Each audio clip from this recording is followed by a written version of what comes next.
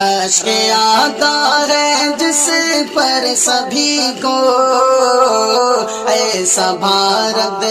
وطن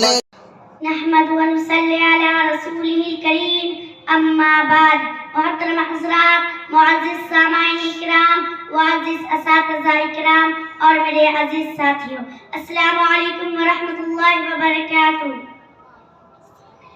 کیا بات ہے کہ ہستی مٹتی نہیں ہماری، کیا بات ہے کہ ہستی مٹتی نہیں ہماری، صدیوں رہا ہے دشمن دورے جہاں ہمارا۔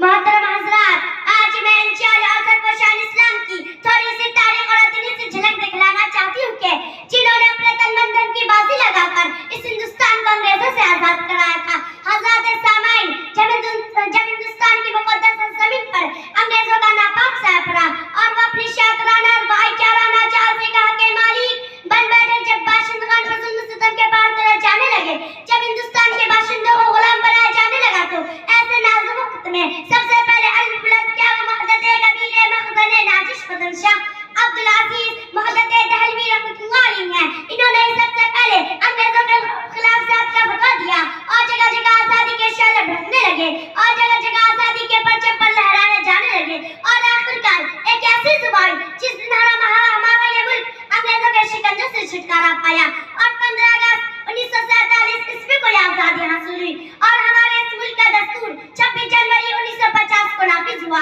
محترم حضرات، آج ہندوستان مسلمانوں پر ظلم ستم کے پہاڑ توڑے جا رہے ہیں اور